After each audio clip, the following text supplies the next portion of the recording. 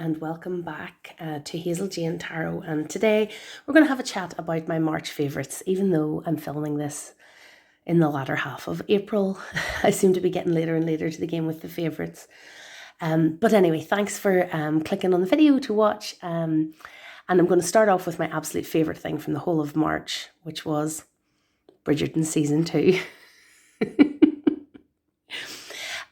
So I'm sure you're familiar with Bridgerton. It's period drama, but it's not based on a period book per se. Like they're modern novels that were written in the modern era, but set in Regency period. And the producers have really done a fantastic job with making this series just so fun and light and entertaining. Like the costumes are so bright and colourful. It's so romantic. I mean, anyway, I can only describe Bridgerton as a straight woman catnip. I don't know if you would agree, but I certainly found it incredibly entertaining. And I know so many women who sat up until stupid o'clock in the morning watching back-to-back episodes. I didn't binge the whole series in one go, but I certainly watched more episodes than I should have at once and left myself very tired the next day and then did the same thing the following day. I know people who sat up all night and then had to go to work the next day. So silly. But yes, I loved the new character of Kate Sharma as the new heroine. She was fabulous. And Jonathan Bailey, who plays Anthony, is just so gorgeous. And yes, I just really enjoyed it. So yeah, let's talk about Bridgerton in the comments, folks, if you've watched season 2. If you have seen season 1 and you're not sure whether you'd like season 2 or not, my big difference I think between the two was that season 1 is very raunchy and season 2 is much less raunchy. Season 2 is a lot more kind of clenched jaws and heaving bosoms and restrained passions and lots of eye contact and almost kissing. It's that kind of thing. It's very romantic, but much less raunchy. There's a little bit, but not as much as in season 1. So that's a big difference. And of course, the Duke, the famous Duke from season 1, is not in season 2. And honestly, I mean, yes, of course, he was incredibly gorgeous also, but I always liked Anthony as well, so I was happy enough that he was the central focus in season 2. But no, it was great fun and totally frothy and light, and the world is very serious and it was nice to just enjoy something silly. Another TV show that I watched and enjoyed was Pam and Tommy. I think I started it in February and finished watching it in March. Yeah, it was a good show. Really not a huge amount to say about it. I thought the performances were great, and I was a teenager in the 90s, kind of maybe like through the 90s, so I was quite young at the start of the 90s. I always thought that the famous Pam and Tommy sex tape had been deliberately released by them. I never knew the story behind it, that it had been stolen and released against their will. So it was interesting to find that out, and although it's a shame that it wasn't, the TV show was made without Pamela Anderson's consent and input, although I thought the actress portrayed her really well, and it just reminded me of how beautiful and as a teenager in the 90s, she was like, such an icon of attractiveness, like that. She was so famous and so on. I didn't know much about him at all, to be honest, about Tommy Lee. I was more familiar with her as a teenager. So anyway, it was a good watch. I enjoyed it. Okay, so let's move on to what you're really here for, which is the tarot and oracle decks. So one of the tarot decks I used in March was this Pachycarty Tarot Rider-Waite, which is the tarot in Irish that was produced by Regina de Burca. So she translated it from the Rider-Waite, and the little guidebook, which is the guidebook by, the guidebook is the one by, what's his name? Stuart Kaplan, yeah. Little white book, and then this has been translated. So I had great plans. So for the first 2 weeks of March, with St. Patrick's Day being on the 17th. There's 2 weeks around that are known as Seachtain na Gaeilge, like Irish week, but it's a fortnight anyway. And I thought for Seachtain na Gaeilge, what I would do would be pull a card from this deck, and then, so you can see it's the Rider-Waite just with the headings in Irish. And I thought I would look up the word, or look up the card, find, like a keyword in Irish, and then find out what that keyword meant in English, and try to use it as a way of learning like one abstract noun, essentially, like, harmony or marriage or all those kind of things that come up as keywords in little white books. I did it for a couple of days and then I stopped. The language is probably still too challenging for me to really try to write readings of these cards in Irish, but it is still nice to look up the cards and use the titles and become familiar with the titles in Irish. I do want to make a video where I go through this and do the titles of the cards in Irish for you, but I just need to practice more before I'd be ready to do that. I have previously posted a similar kind of video where I went through the titles of the Fairy Wicket Tarot, As Gaeilge, although they're a weird mixture of Irish and English, and I will probably at some point do a comparison video between the Irish of the Tarot Rider-Waite here and the Fairy Wicket, to show the difference between the way the cards are titled in Irish. But anyway, that's for the future. So I paired that deck as well with Manifesting Your Greatness, and I thought they were a gorgeous combination. The very primary colour tones of this version of the Rider-Waite Smith, I felt went really nicely with the bright colours of Amy Chase's Manifesting Your Greatness deck. And the messages of this are very empowering and, just about getting active, getting out there, doing something. And I felt that they always have worked very well in combination with tarot. And yeah, so it's this was a lovely deck combination, and I used this a little bit on Instagram. Oh, look at that, it's a lovely combination. Believe Your Magic with Banríon na Gcluach, the Queen of Cups. So I used to do like regular daily readings on my Instagram with different deck combinations, and I really enjoyed doing that, but I've just got out of the way of it over the last number of months, and I kind of started it again with this deck combination, but didn't persist with it enough. So my poor, if you follow me on Instagram, I'm sorry, I've been a bit slack recently, but those two, the Rider-Waite Smith in Irish and Manifesting Your Greatness, was probably my favourite deck combination that I used in this month. Now, I also, in the month of March, used The Good Tarot, which is by Colette Baron-Reid and Jenna Della Gortaglia. I can't show it to you because I've already sold it. So if you've seen my previous video I posted recently where I'd done a declutter of my decks, and these were the decks that were going to leave my collection, that was one of the decks that I'd picked to leave. So the Good Tarot, I was using it at bedtime, as you might know if you've watched these favourites videos before, that I sometimes would pull a card at bedtime just for reflection. And I tend not to write or journal anything about those cards. Well, I used the Good Tarot for that. And I did it for a week and a half, 2 weeks. And I just became very bored with it. It's very pretty, but I didn't feel that the images resonated particularly strongly with me. And they didn't, they didn't give me much to chew over or mull over. And the guidebook messages were nice. I think the Good Tarot is a good deck to transition from Oracle to Tarot, in that if you are happy enough to rely on the guidebook and look up the meanings for each card, then it's a perfectly good tarot deck. And that tends to be how Oracle decks work. I find like they're so different from each other. It's very hard to memorize meanings for the Oracle decks, with multiple different systems. So you tend to use the guidebook. And I think the Good Tarot is sort of set up with that in mind, because Colette Baron-Reid, the author, does predominantly write Oracle decks. so it's pretty, but it's not a good learner tarot deck in the sense that the images don't resonate with the meanings terribly strongly. So if you're trying to learn to read intuitively, I don't think the Good Tarot is a great starter deck in that regard.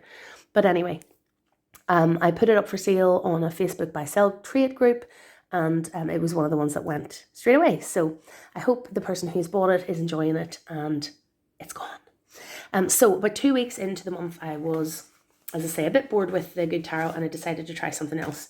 So I took out my Story Medicine Tarot Animal Woman. Now, just warning again before I show this, I know I've shown it before, there's nudity in this deck. Okay, so the Story Medicine Animal Woman is the second of the Story Medicine decks by, her name is not coming to me. I'll put it in the information below if I don't remember before I stop showing you. So this is a tarot, and it follows the tarot system, but it also, as you can see, has key phrases on it as well. And it is very powerful. I mean, I'm showing you these images, I'm kind of stopping and going, oh, when I look at it. So the major arcana all are inside this kind of red tent.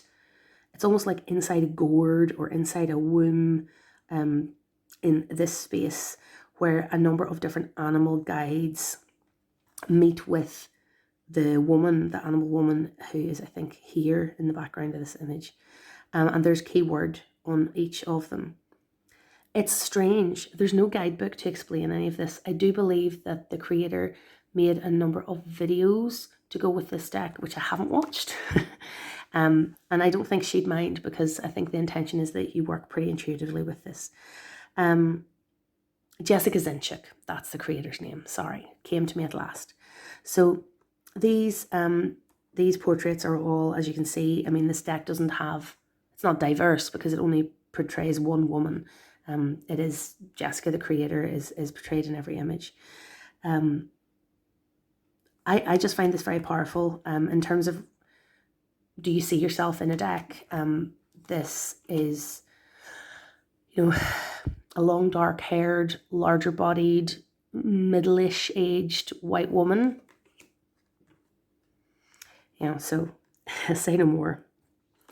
But there's a strangeness. She transforms into different animals through the course of the suits and so on. But as a deck that I would pull a card from at night time to get some reflection on my day or what's been going on in my life, this deck really ticked the box in that regard. So you could pull a card like this and think Eight of Pentacles and think about what the Eight of Pentacles means. From what you've learned from other decks and tarot study. But then you have discernment as listening to my soul, and you see that she's painting, seems to be with some sort of broomstick kind of paintbrush. She's painting the rainbow that she's on, and she's got this protective shell of the turtle, and she's sort of, I don't know, floating through a cosmos and so on. So there's different things to reflect on, and you might think about, okay, I'm working hard with the Eight of Pentacles, but what am I building? Discernment. Like, do I need to be discerning about what I'm creating? And am I building this rainbow for myself, or am I building something else? Or, and those are just thoughts coming off the top of my head right now. That's not a card I pulled through the course of this month.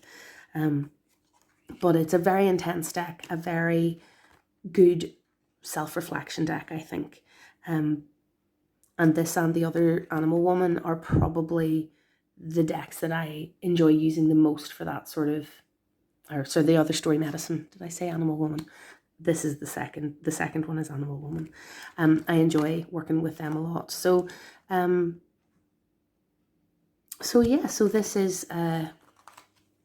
this is the deck that I was using for my bedtime card pulls.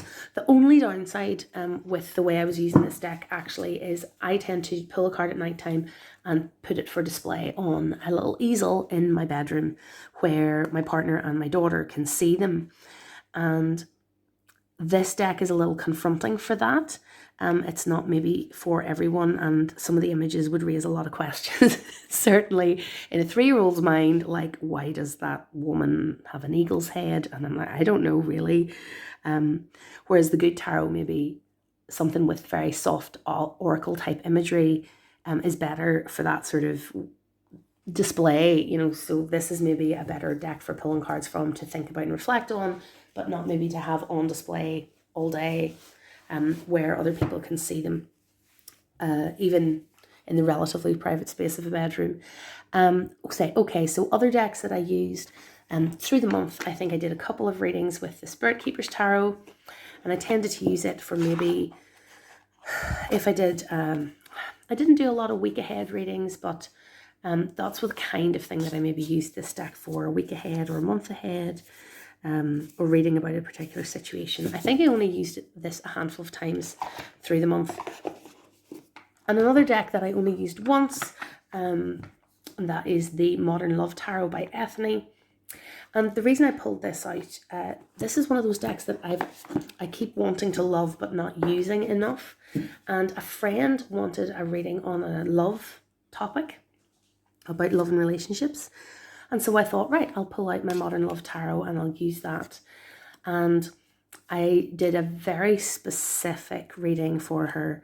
And I was like, wow, this is either going to be great or it's going to really bomb, because I was very specific about how she had met the person in question, what the dynamics were between them, what, you know, like that sort of thing, before moving on to sort of maybe some action points and so on.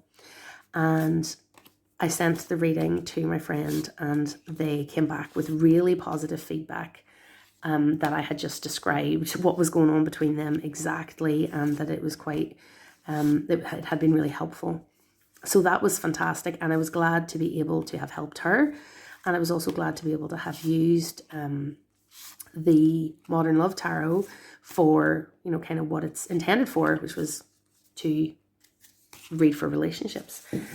So I will probably keep using that from time to time for that topic, but it's not a deck that I would maybe pull out for everyday readings so much. So that's the Modern Love Tarot by Ethne. That's an independent deck that is available from Ethne. Okay, so that's all the deck stuff. Now I'm going to share with you a few other bits and pieces of life stuff and books and so on from this month. So if you still want to hang around, that'd be great. So this month in March, I started a bullet journal, and this was inspired by a friend. I have been keeping a journal. I've been keeping a journal for years, and I've kept lots of different kinds of journals over the years. For the last 2 years, I have been keeping a weekly journal, and I had been journaling in it every Sunday, and really been very focused on the pandemic, the progress of the pandemic, what the statistics were in my area where I live around infections and people who died, and what was happening in the news, and what the restrictions were at the time, and how we were coping within things at the moment. And it was very pandemic focused, my journaling for the past 2 years. And I realized that I needed to make a shift away from that, that it was very helpful at the beginning of the pandemic to only look at the news, well, not only, but look at the news on a weekly basis and really try to process what was happening, and rather than maybe constantly looking at the news every few hours or every day. That was a really useful process for that long time, but I needed to shift my focus away to journaling in a different way. And I decided to, you know, just for my own mental health really, and I decided to try a bullet journal because one of my friends was doing it and found it really helpful. So a lot of this obviously is private, so I can't show you everything, but this is the journal I ended up buying. It's Origami one, and like, as you can see, I'm using a very bog standard Bic Biro as my pen for this. So I decided to keep it fairly simple, with my like layout and pens and so on. I'm not like fancy, and I'm not going to be starting an Instagram bullet journal thing, don't be worrying. So one of the first things I did was set up pages to track my favorites through the year, and then I set up a page to track the tarot and oracle decks that I was using through the year. So that's been nice to use. I also set up some pages to track concerts and live events that I went to. I printed this out as a little bookcase to track like as a reading log. And my goal is to read 45 books this year, so that's where that is. So if I get that all filled in, that's me hitting my target. But I am also tracking my books in another location as well, because I have an exercise book that I use just as a reading log, and where I'd have the title and the author listed. I have an entry for what music I've listened to, like albums I'm really enjoying. I did some financial tracking, which I'm not going to show you. I've set up a page to sort of track symptoms if I'm feeling unwell. I've set up, now this, I just totally stole this off Pinterest or something, TV shows that I've watched through the year. I've also set up these pages for movies watched. Again, I just did that with a pencil and just playing around. As you can see, there's not a lot of consistency in the layout. Cinema, TV watches, and things that I've rewatched on a separate page, as in like I'd watched them previously. I've also set up like a page to track things that I've uploaded on YouTube and some YouTube ideas, and my YouTube subscriber count, and a listed tarot decks I want to rehome, and tarot and oracle decks that are new, and my current wish list, which, if you're curious, has the Tarot Grand Lux by Ciro Marchetti, which I'm curious about. I don't know if I'm going to like it. I don't have any of his decks, but I think of all of his, that's the one I'm the most curious about, so I might try to trade for that. Robert M. Place's Vampire Tarot, which, you know, is so many people's like deck they can't get. Myself and, you know, Emily from Emily's Tarot and Magic, we both realized we were bidding on the same eBay listing of the Vampire Tarot, which ended up going for crazy money. Like, there's someone who keeps persistently relisting it at £149 on eBay, and I refuse to spend that much money on it. So hopefully with the Buddha Tarot coming out in mass market, maybe they'll publish Vampire Tarot as mass market too. That would be really cool. Saul Kelleher's Morning Calm Oracle is one that I still want to get, and I wouldn't mind getting the mass market Dreamkeeper's Tarot because I want the guidebook, which I don't have from the indie edition. So that's some of the stuff I've been using my bullet journal for, and I kind of regret setting it up the way I did. I would prefer to have done those collection kind of pages at the back and used the front of the journal for the other purpose that I'm using this for. So as you can see, I'm also doing pages of like things that I've done. I'm just showing you that page because there's no photos of any of my family or friends on it. But I've been using this fabulous little printer. This is from Pooley. And again, this was recommended by my friend, who I've just basically, you know, bought the same one that she did. But it has, let me see, I'm not going to be able to open it. There you go. So it holds different size paper. So I have also been using like this size of paper, and you can do like collages with the app on your phone, and then you print out the little pictures, and it's kind of like a receipt roll printer, and the quality is pretty good, and they don't have a lot of thickness. So if you're gluing loads of them into a journal, it doesn't increase the thickness of the book that much, which is good. And I've been using that basically working from the back and working forward, as a sort of a memory journal, and also sort of tracking, like not quite gratitude, but really trying to remind me of the good things in life, the good things in my life, things that I've been doing, not just sort of big events like, you know, my family getting together for Mother's Day, for a meal out in a restaurant, you know, those kinds of things, yes, but also taking my daughter to the park, or, you know, having a haircut, or just things that even smaller things than that, just things that I notice, things I'm enjoying. I'm not quite doing it every day, but I'm certainly doing it every weekend in terms of tracking what I've been up to and trying to focus on the positive, rather than on sort of the negativity and the challenges in the news cycle. And that has been a positive shift for me in my journaling. And I realize that's maybe a bit more personal stuff than I normally share. So anyway, thanks for listening to that. What else have I been up to? Films, I watched Turning Red on Disney Plus. Oh my goodness, how much did I love Turning Red? That was so much fun. And now I know it's for an older child audience. I would say ideal age for that is probably like 10 to 12 years old, that kind of age group, or maybe a wee bit older even. But my daughter, who's 3, really enjoyed it as well. She didn't have a clue what was going on a lot of the time, but it's colourful and bright.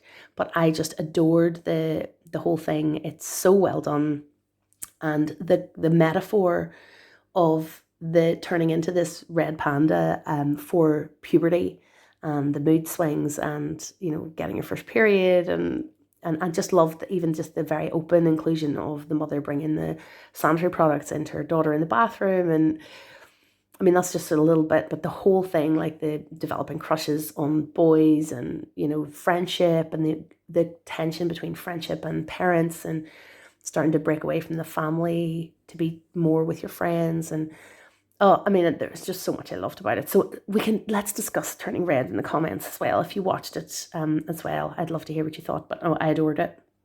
And we rewatched it a couple of times in this house.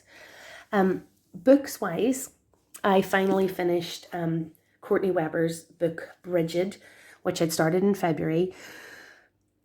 This is quite a good book. And I find it hard to explain why I found it a bit of a drag to read. I found it a bit slow to work through. And it's kind of, now I have made a video about resources about Brigid, and I made it a little before I'd actually finished this book. So I want to talk a little about this because I don't mention it in the other video, which I still haven't uploaded and will do soon. This isn't like just a book about Brigid, the lore of the goddess Brigid or Saint Brigid. It uses that and then takes it somewhere else. So it's written in, I suppose it's that mixture of personal gnosis and research, or it's taking the research and working it into a practice. Yeah. So I think there's so many people work with Brigid that not everything in this is going to resonate as a practice that I want to try to do myself, basically. I find it really interesting. So we've got Brigid the Healer, Brigid the Bard, Brigid of the Forge and Anvil. So there's sort of the 3 aspects of the goddess, the triple goddess of Brigid. But then we had interesting Goddess of the Oak, which maybe that didn't resonate with me as much. But we have, the idea of Brigid, the grieving mother who invented caning, was the first person to cane in Ireland. And, those are maybe aspects of Brigid I don't lean into as much, but they are there. And I found Brigid the Warrior an interesting aspect because that, for all that that's not part of her traditional triple aspect, that's a part that resonated with me a lot, actually, in how I think of Brigid. And then there's the bit about Ilmulk and springtime and cows and so on. So it's mostly focused on Brigid the goddess, which people might enjoy because it's not so much Brigid the saint, although I really enjoy the lore and legends around the Saint Brigid, which are really magical and interesting as well. But yeah, so she takes the traditional stories in this book and retells them in her own words, embellishes a little. So in terms of if you're looking for a book that's just pure research on what are the stories of Brigid, Morgan Delmer's book is better and just sort of giving you the unembellished stories. But if you're looking for a book that's like, okay, there's all this lore around Brigid to do with the forge and anvil, Brigid of the smith, like how can I work with that in my day-to-day life? I'm not a blacksmith. This book maybe takes it more in that direction of like creating rituals or little practices that a person could do to do with like honoring Brigid or working with Brigid energy in your day-to-day life. That's not, so sort of taking it and applying it, so to speak. So yeah, I did enjoy this book. I think I didn't kind of do any of the activities or anything. There's a lot of reflections in it and sort of meditations and so on. I find meditations in a written book difficult because obviously you can't do it and read it at the same time. You would have to maybe record it and listen back to it and try to do it with that way. But anyway, so that's probably one of the bigger books that I physically read. In the month of March, I also listened to 2 audiobooks. I listened to an audiobook called Burning Woman, and I didn't realize until after I was well into it that I actually physically have a copy of Medicine Woman by the same writer. I haven't read it yet. It was given to me as a present.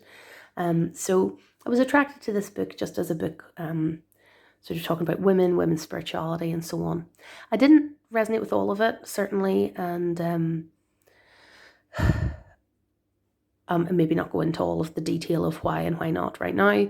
There were parts of it that I liked, and I found I had some periods where I wasn't sleeping terribly well through March, and listening to this particular audiobook during the night sort of to help me relax and so on was quite good. So it's maybe not one that I would recommend very strongly.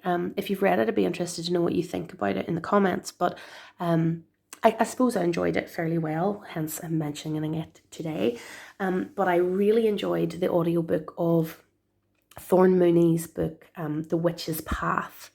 Now, I am going to, at some point, buy this book as a physical copy, because every chapter finishes with a lot of really useful journaling or activity prompts. And I found in the audiobook format, they just passed me by, and I didn't, I would think to myself, oh, I must try that, and then it would be gone, and I wouldn't remember it at all. And the way audiobooks are chaptered, I think it would be really helpful for these types of books if they inserted an extra chapter break before the section of activities. So it was like chapter 1 and then chapter 1 activity prompts, so that you could find them more easily and re-listen to them. But anyway, that's just a nitpicky thing. The other thing that was a bit weird about the audiobook of this is that it wasn't read by Thorn Mooney herself. It was read by like a reader, a narrator. And because the book is written in the first person and it talks a lot about her practice, her personal practice, it felt kind of weird, especially as Thorn is like a YouTube presence and has a nice speaking voice. I don't really understand why they didn't get her to read it. But anyway, I think what I enjoyed the most about listening to this book was just sort of sinking into a kind of witchy world, I guess, of listening to Thorn, or not Thorn, talk about her practice and her recommendations about practice and shaking up practice and things that you can and can't do or try. And much as I love Kellyanne Maddox and love her YouTube channel, and will probably buy any book she writes, and I'm very confident her next book will be great. If I had to pick between Rebel Witch and The Witch's Path in terms of a book to sort of get you into thinking about witchcraft and getting excited about some of the things that you can do and try, The Witch's Path resonated for me a bit more. But again, maybe that's, I read one as a physical book and one as an audiobook, and I actually think I would probably really enjoy Rebel Witch as an audiobook because I know Kellyanne Maddox narrated it, and that would be great. Not that these books are in competition with each other. You can totally have both and read both, as I have done, and they're both good. But I really enjoyed The Witch's Path, and as I say, I'm going to get it in the other format, in the written format. And I have discovered, as a result of reading the book, Thorn Mooney's YouTube channel, and I've now started back watching all of her videos. But thanks to Emily, Tarot and Magic, for recommending The Witch's Path in one of her book videos. Is really good.